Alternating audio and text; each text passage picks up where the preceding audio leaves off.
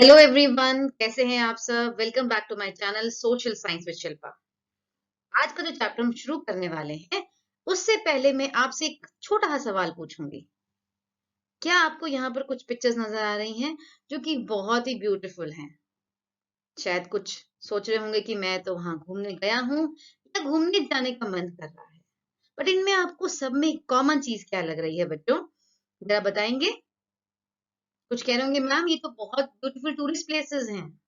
Yes, you are right, but यहाँ पर एक कॉमन फ्रॉम ज्योग्राफी टर्म क्या है? They all are landforms. आप समझ गए आज हम क्या पढ़ने वाले हैं। Very good, very intelligent. So today our chapter is Our Changing Earth of Class 7 NCERT book. Major landform is our today's topic. This chapter might seem difficult, थोड़ा मुश्किल लग सकता है आपको, बट अगर आप ये वीडियो एंड तक देखेंगे और जो बारीकियां मैंने बताई हैं इस वीडियो के थ्रू, जो कि आपका चैप्टर आसान बना सकती हैं और आपको चुटकी बजाते ही ये चैप्टर समझ आ जाएगा।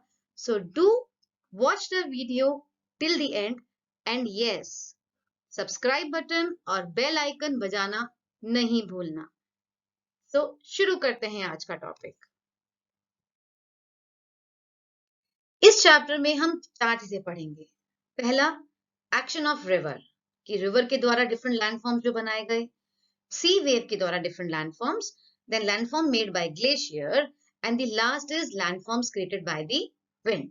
So we will study about these four agents of erosion in detail. So these different types of landforms, like somewhere we see mountains, valleys, mushroom rock, but एक मन में एक सवाल आता है कि ये सब बने कैसे? How are they formed? तो यही है हमारी आज की journey, to find out these different landforms and the different forces which are responsible उन्हें बनाने के लिए। और प्लीज अंत तक बने रहिए, बिकॉज मैं आज आपको इस वीडियो के थ्रू एक वर्ल्ड का ऐसा टूर कराने वाली हूँ जिसमें एक ऐसी अमेजिंग प्लेसेस आप देखेंगे कि आपका मन करेगा वाओ, मुझे तो यहाँ जाना ही जाना है। So please stay tuned till the last slide.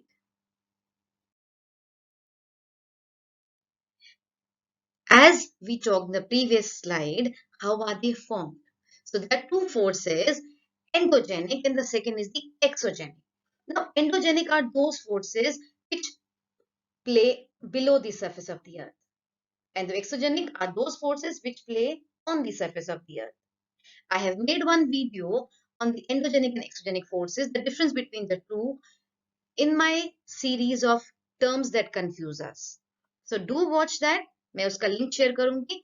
और दूसरा मैंने एक वीडियो बनाया है एंडोजेनिक फोर्सेस के ऊपर, जिसमें मैंने बताया है कैसे वोल्केनो, सुनामी या अर्थक्वेक होते हैं because of the endogenic forces. तो अब आप समझ गए हैं कि इस चैप्टर में हम एक्सोजेनिक फोर्सेस को डिस्कस करने वाले हैं, those forces which act on the surface of the earth, which have two basic processes, weathering and erosion, जिस पे भी एक वीडियो बनाया गया है। आप सब वीडियोस को देखिए ताकि आप सिर्फ एग्जाम में पास ना हो, एग्जाम में अच्छे नंबर ना आए, बट आपकी लर्निंग लॉन्ग टर्म हो, जो आपको फ्यूचर में भी याद रहे।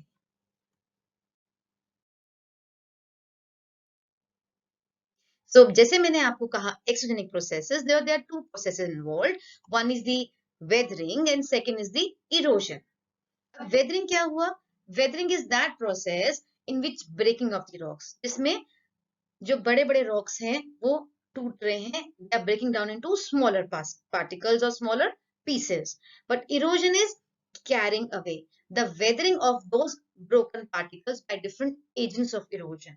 So इस चैप्टर में हम चार एजेंट्स ऑफ इरोजन पढ़ने वाले हैं, that is river, sea wave, glacier and the wind. So please watch the next slide. It's a really amazing video. Stay tuned till the end.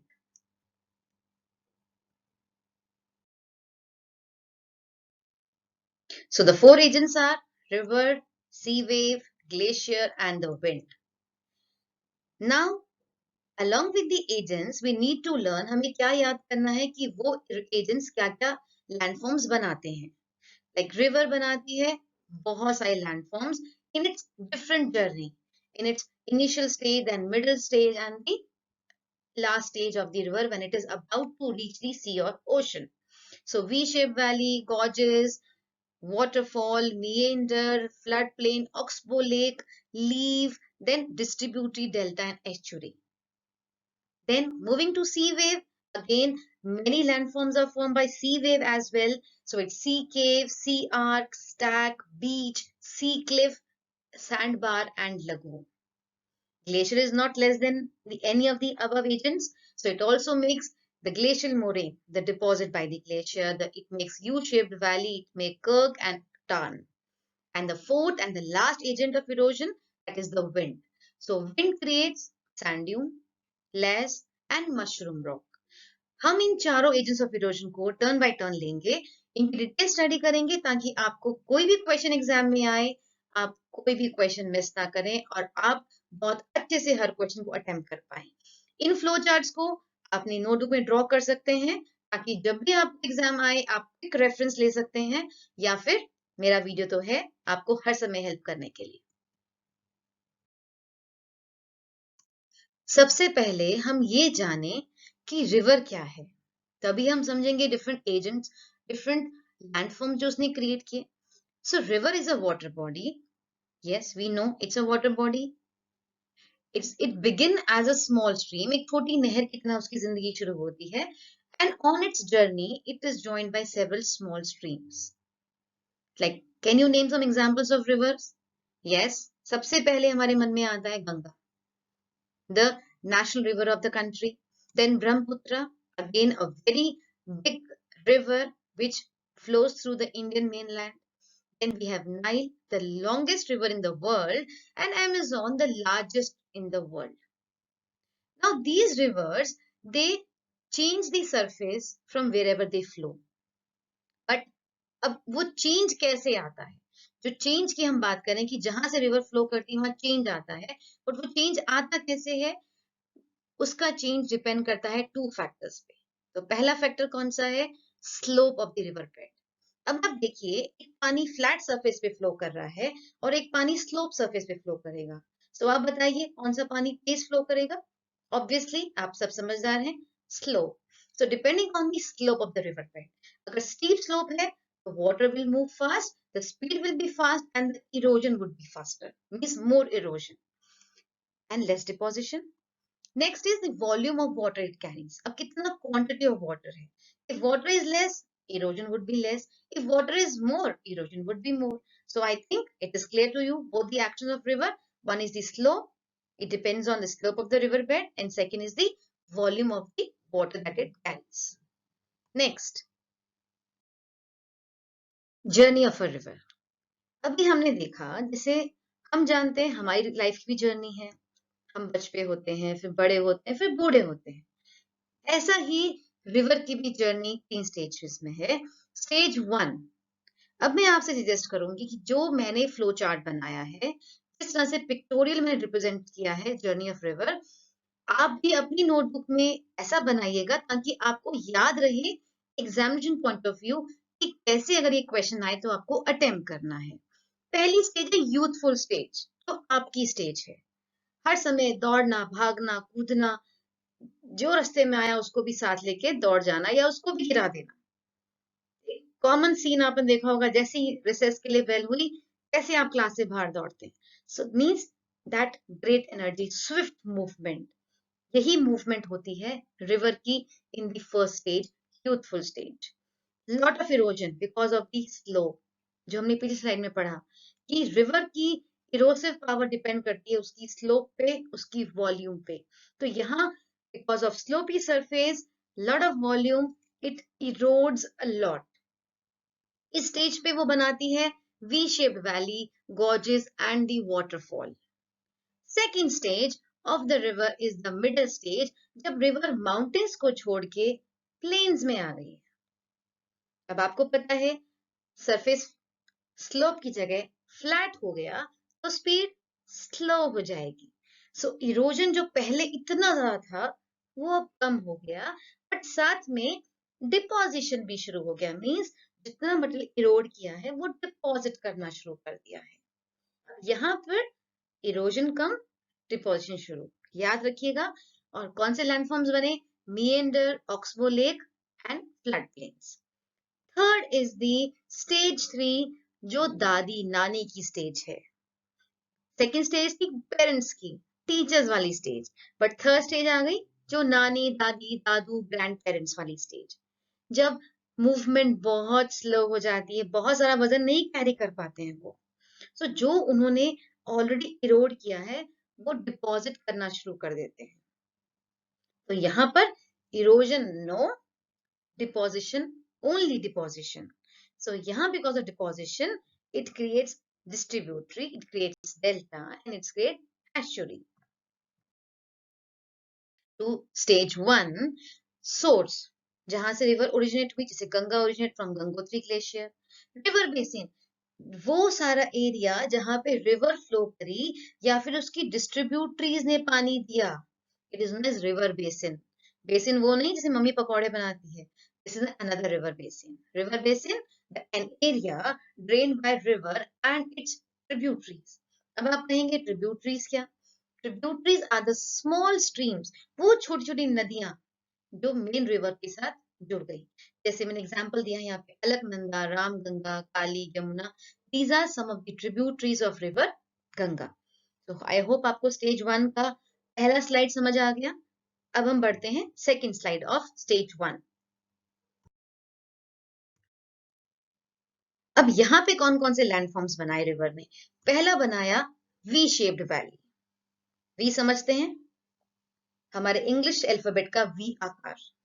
सो ये मोस्ट कॉमन लैंडफॉर्म है which is form by the river. जब क्योंकि erosion शुरू हो जाती है तो mountains को वी, जहां से रिवर फ्लो करती है, माउंटेन्स को वी शेप में कट करना शुरू कर देती है।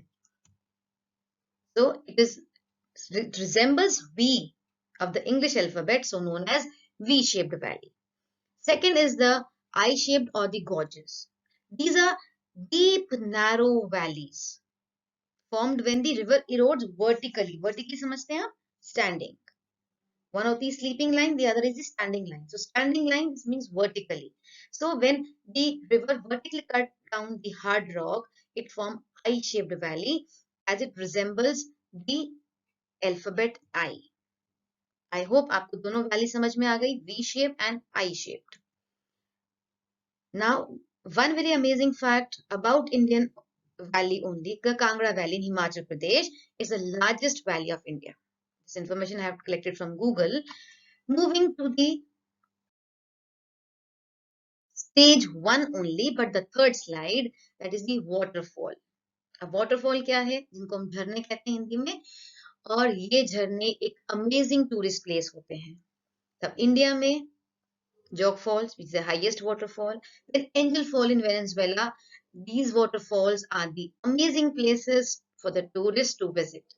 अब waterfall बनते कैसे हैं? जैसे आप देख सकते हैं इसमें वीडियो में कि कहीं कहीं हार्ड रॉक, कहीं कहीं सॉफ्ट रॉक होता है, because rocks are the natural formation.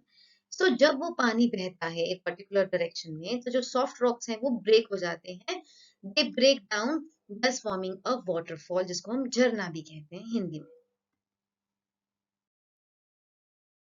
Moving to the second stage of river, जिसको हम कहते हैं मिडिल स्टेज, जब रिवर ऑलमोस्ट प्लेन्स तक पहुंच जाती है। अब यहाँ कौन कौन से लैंडफॉर्म्स बनते हैं? Stage 2, first landform is the meander.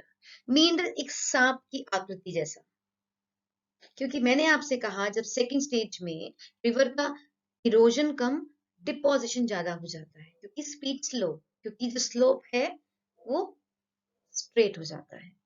So because of deposition, the meanders are formed.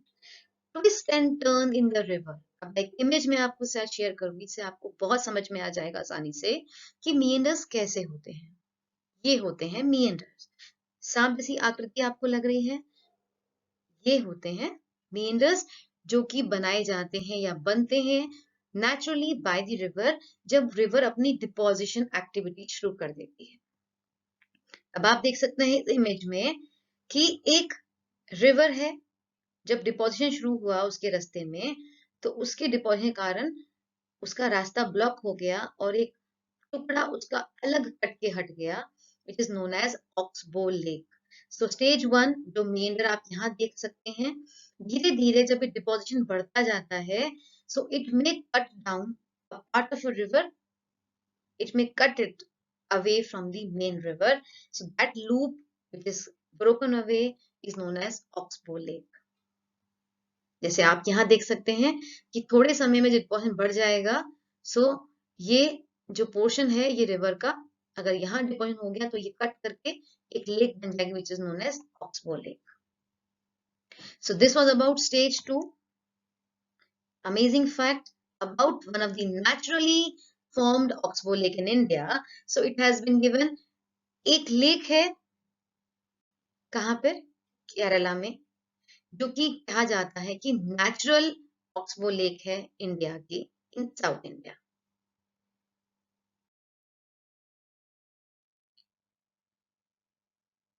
Second stage continued. पहला हमने पढ़ा मीएंडर, सेकेंड हमने पढ़ा oxbow lake, third is the flood plain. आपने बहुत बार सुना होगा नदियों में बाढ़ आती है जब मॉनसून का सीजन आता है, क्योंकि बहुत बारिश होती है, पानी की जो रिवर की जो कैपेसिटी है उसकी वॉल्यूम बढ़ जाती है, तो पानी आज आसपास के इलाकों में फैल जाता है. That area is known as flood plain. Flood plain क्या है? फ्लैट एरिया है रिवर के आजू बाजू, on the side of the river. वो जब रिवर में फ्लड आता है उन एरियाज में पानी फैल जाता है. अब क्योंकि वो पानी उधर चला गया है साइड्स में, वहां पे वो अपने जो पार्टिकल्स कैरी कर रहा था वो वहां डिपॉजिट कर देता है. So the flood plains are also one of the fertile regions जो कि प्लांट की ग्रोथ में हेल्प करते हैं. जैसा कि आप देख सकते हैं यहाँ पे on the sides of river you can see some sediments. ये है वो fertile deposit by the river. Next levee, the fourth landform. कभी कभी क्या होता है कि रिवर के साथ के बाउंड्री पे डिपोजिशन ऐसा हो जाता है कि आर्टिफिशियल वॉल जैसा क्रिएशन हो जाता है. एन एम्बैंकमेंट, एम्बैंकमेंट मींस एक छोटी बाउंड्री वॉल जैसा एक क्रिएशन हो जाता है which is known as levees. So it is the natural deposition.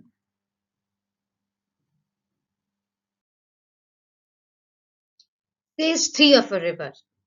जैसे मैंने आपसे पिछली स्लाइड में बताया कि स्टेज 3 में रिवर एक बहुत बूढ़े बुजुर्ग इंसान की तरह बन जाती है. इसकी स्पीड बहुत स्लो हो जाती है. वो थ्रू आउट इट्स जर्नी इतना उसने अपना साथ मटेरियल इरोड किया है, वो धीरे धीरे डिपॉजिट करना शुरू करती है. जब वो डिपॉजिशन शुरू होता है तो रिवर की जर्नी एक मेन रिवर की बजाय चैनल्स में डिस्ट्रीब्यूट हो जाती है. सो इस थर्ड स्टेज में बनाता है डेल्टा एंड डिस्ट्रीब्यूटरी. क्या आप जानते हैं कि वर्ल्ड का लार्जेस्ट डेल्टा कहाँ है? Any idea? Yes, it is Sundarban delta. But क्या आपको पता है इसका नाम सुंदरबन क्यों है? जरूर लिखिएगा कमेंट सेक्शन में, इंतजार करूंगी आपके आंसर्स का. अब आपको पता है नाम डेल्टा क्यों पड़ा? बिकॉज डेल्टा आपने मैथ्स में पढ़ा होगा, एक ट्रायंगुलर एक सिंबल है which is known as delta. That is why this fan-like structure which is formed by river in its last stage is known as delta. Now moving to the second landform of stage 3 of a river. Distributary. अब distributary से मैंने आपको पिछली slide में बताया कि जब river अपनी लास्ट स्टेज में आती है वो अपना वाटर डिस्ट्रीब्यूट करती है इन डिफरेंट चैनल्स. सो मैंने एक वीडियो बनाया है डिस्ट्रीब्यूटरी और ट्रिब्यूटरी पे, उसका लिंक शेयर करूंगी, क्योंकि कई बार होता है बच्चे कंफ्यूज होते हैं कि मैम ट्रिब्यूटरी और डिस्ट्रीब्यूटरी में क्या फर्क है. तो वो वीडियो जरूर देखिएगा, बिकॉज मेरा एक्सपीरियंस कहता है कि एक बार वो वीडियो देखेंगे आप कभी भी नहीं भूलने वाले कि ट्रिब्यूटरी और डिस्ट्रीब्यूटरी में क्या फर्क है. कुछ एग्जाम्पल्स डिस्ट्रीब्यूटरी के, लाइक ब्रह्मपुत्र रिवर की डिस्ट्रीब्यूटरी है जमुना और पद्मा रिवर. सो कंग्रेचुलेशंस, हमने एक पड़ाव पार कर लिया, that is the agent of erosion river. Moving to the second agent of erosion, that is the sea wave. अब सी वेव क्या है, कौन से लैंडफॉर्म्स हैं, हम फटाफट से उन्हें जानते हैं और बहुत सारे अमेजिंग लैंडफॉर्म्स देखते हैं. The very first landform formed by the sea wave is the sea cave. केव जिन्हें हम गुफाएं भी कहते हैं. आपने क्लास 6 में केव पेंटिंग्स पढ़ा होगा when we read about the early humans. So caves, जिसको हम हिंदी में कहते हैं गुफाएं। अब सोचिए, केव बने बाय सी वेव्स। सो कैसे बने होंगे? By continuous coming and hitting of the sea wave on the cliff, by the continuous erosion by the sea wave on the cliff had made a sea cave. अब मैं आपको एक बहुत इंटरेस्टिंग सी केव की picture दिखाने वाली हूँ, जिसे आप देख के कहेंगे ma'am wow. So this is one of the sea cave in Italy. This amazing landform is made up of silicate, and thousands of tourists visit every year. I would say more than thousands, lakhs of tourists visit every year to see this amazing sea cave. Although बहुत थोड़ा portion इसका sea cave का tourist के लिए open है.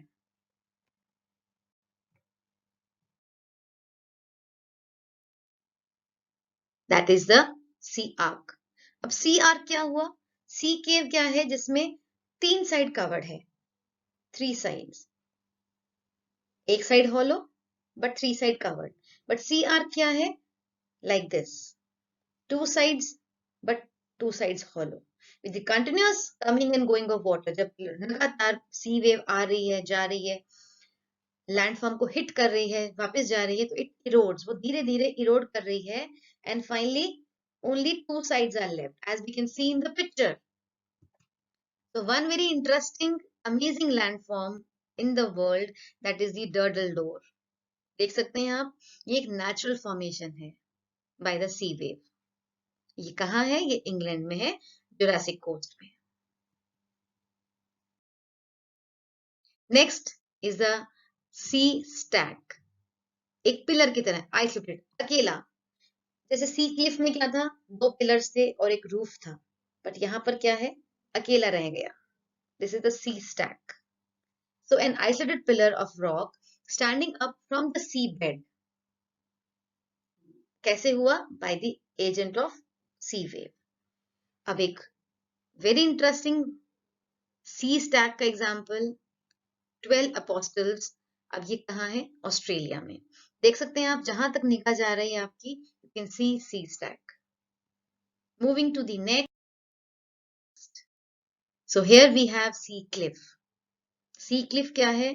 Steep rocky coast. जैसे आप देख सकते हैं कि रॉकी सरफेस, रॉकी कोस्ट है on the coastal areas of the sea. और एक इसका example, cliff of Moher in the Ireland. It is one of the very famous tourist attraction of the Ireland.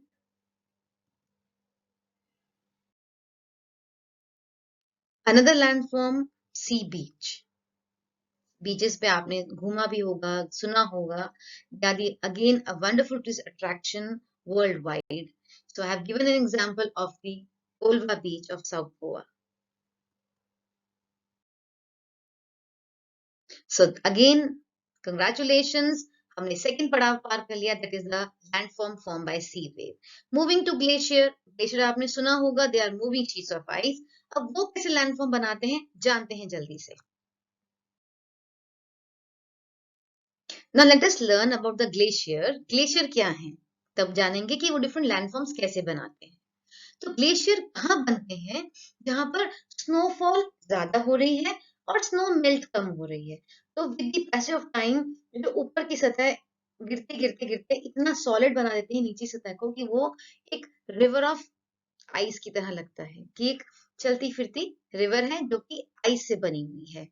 अब जब ये रिवर ऑफ आइस फ्लो करता है, वो अपने साथ इरोजन भी करता है और डिपोजिशन भी करता है. यहाँ पे हमने एग्जांपल दिया है, लद्दाख में एक ग्लेशियर है नोनकुन, या फिर गंगोत्री इज ऑल्सो ग्लेशियर, जो कि रिवर गंगा का स्रोत है या फिर ओरिजिन है, या फिर Yamunotri which is the source of river Yamuna.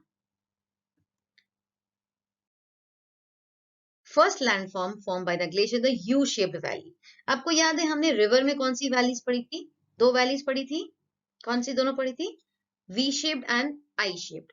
But यहाँ हम पढ़ रहे हैं यू शेप्ड वैली. क्यों? क्योंकि रिवर ऑफ आइस है, वो एक सॉलिड मास है जो फ्लो कर रहा है. सो उसने माउंटेन को कैसे ब्रेक किया, इरोड किया in U shape. That is why the valley form by the glacier is known as U-shaped valley. Clear? Next, kirk and turn. अब जब एक जगह पर जब जो शीट ऑफ आइस है मूव कर रही है, उसने एरिया में एक गड्ढा सा बना दिया because of its erosion that it has done. So that depression by the glacier is known as a kirk. और जब उस डिप्रेशन में पानी भर जाए because of rainfall or melting of glacier, so that lake which is formed is called tarn. I hope आपको समझ आ गया है. U shaped valley क्यों U shape? Because एक solid piece है जो flow कर रहा है, जो erode कर रहा है, so it has eroded in the form of U. और जब उस erosion के कारण माउंटेन स्लोप पे अगर एक डिप्रेशन मीन्स गड्ढा सा बन जाए, that depression is known as cirque. And जब उस गड्ढे में पानी भर जाए because of melting of glaciers, so that is known as tarn. So ये 3 इरोजन के लैंडफॉर्म्स थे. हम चौथा पढ़ेंगे ग्लेशियल मोरेन. अब ग्लेशियल मोरेन क्या है? ये डिपोजिशन है. So moraine is a sand, silt or sediment deposited by a glacier. So पहले तीनों थे erosion की activities, ये है deposition की activity. Now moving to the fourth agent of erosion, that is the wind. हमारे 3 erosion complete हो चुके हैं. 3 agents, river, sea wave and glacier. Moving to the fourth one, that is the wind. अब wind क्या है आप सब जानते हैं. ये उन एरियाज में होता है जहां पे लूज सैंड है, ट्रीज नहीं है उसको होल्ड करने के लिए. So there the strong winds blow and they erode the surface wherever they blow. So usually we find strong winds blowing in the desert or in the coastal areas. So अब जानते हैं कि अगर desert में ये winds blow कर रही हैं तो कौन कौन से लैंडफॉर्म्स बनाती हैं. पहला लैंडफॉर्म जो कि विंड बनाती हैं, that is a sand dune. अब सैंड ड्यून क्या है? They are the hills of sand, but they are temporary hills. Aravalli की तरह नहीं है जो परमानेंट है. They are temporary hills of sand which keep on moving with the wind. अगर आंधी उस तरफ चली तो उधर चली गई, आंधी इधर आई तो वो इधर चले गए. तो आप समझ रहे हैं कैसे सैंड ड्यून बन रहा है? With the direction of the wind. They are formed by the wind. So some of the very interesting, amazing sand dunes we can see around the world, the famous deserts of the world. So one sand dune they have shown here. It was a really amazing picture. So I thought कि मुझे आपसे ये share करनी चाहिए. It's in Colorado in a star dune. The name of the sand dune is Star Dune. It's in the Great Sand Dune National Park. Moving to the second landform created by the wind. Wind हमें समझ में आ गया wind क्या है. पहला landform हमने समझ लिया sand dune. Second landform is the less. अब लेस क्या हुआ? ये फाइन पार्टिकल्स हैं जो कि सैंड से छोटे हैं बट क्ले से बड़े हैं, which are deposited by the wind. अब विंड हमें पता है कि बहुत तेज ब्लो करती है और वो इस फाइन पार्टिकल्स को बहुत दूर तक पहुंचा देती है, which is also one of the landform created by the wind. One example is given here of Las in China. The third and the last landform created by wind is the mushroom rock. अब आप सब जानते हैं कि wind blows close to the surface of the earth. And when the wind blows, it erodes the lower part of a rock more than the top of the rock, thus creating a rock into a mushroom shape. So this is again an amazing landform created by the wind. So students, we are on the end of today's video. Thank you so much for watching till the end. Do like, share and subscribe my channel Social Science with Shilpa और bell icon press करना मत भूलना ताकि जब भी मैं कोई नया वीडियो अपलोड करूं आपको तुरंत मिल जाए. अपना वैल्यूएबल सजेशंस और फीडबैक देना ना भूलिएगा because they motivate me to make even better video next time. Suggestions में आप बता सकते हैं कि आपको कौन सा वीडियो देखना है, कौन सा वीडियो चाहते हैं कि मैं नेक्स्ट बनाऊं. So till then, take care everyone. God bless you.